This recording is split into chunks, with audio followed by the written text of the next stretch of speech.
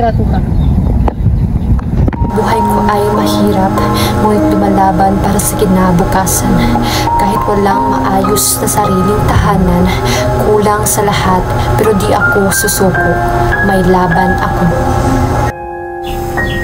Bilang mag-aaral, gusto kong maging mas maalam sa mga pangyayari sa nakaraan at sa kasalukuyan sa pamamagitan ng mga literaturang puno ng kaalaman na nakapagmulat sa aking kamangmangan. Sa kasalukuyan, marami akong nararanasan: diskriminasyon, kahirapan, at pagmamalupit sa amin. Araw-araw, korupsyon ang nagtuloy sa paghihirap sa atin. Ako'y nasa laylayan, ngunit may tinig na lumalaban. Panawagan sa pagbabago, karapatang pantao, justisya at pagkapantay-pantay nito. Ito ang laban ko. Sa lipunan na bulok, ako'y may hamon upang ipaglaban ang karapatan. Walang humpay na laban.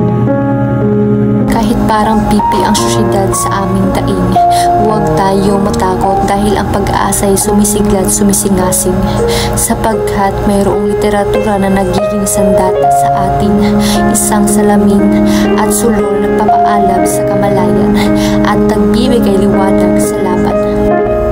Kaya't bilang magiging guro, siguraduhin kong panitikan ay maituro upang ang mga kabataan ay may sa ulo at may sa puso ito at maging sandata para sa pagbabago. Tulad ni Dr. Rizal na nagmulat sa bansa, ginawang ploma ang tabak, ang papel ay nag-alab sa mga tao.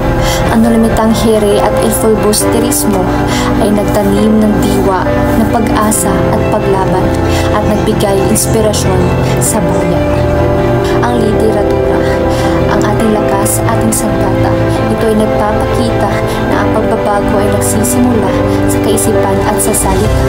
Lumalaban ako para sa aking pamilya, para sa mga katulad ko na nangarap din ng pagbabago para sa bayan ko.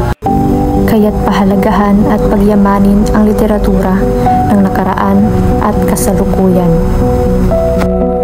Di ako nag-iisa, sama-sama tayo, kasama ang mga aklat sa laban na ito. Tayo'y magkaisa hanggat makamit ang katarungan para sa bawat isa, walang iwanan at walang maiiwan.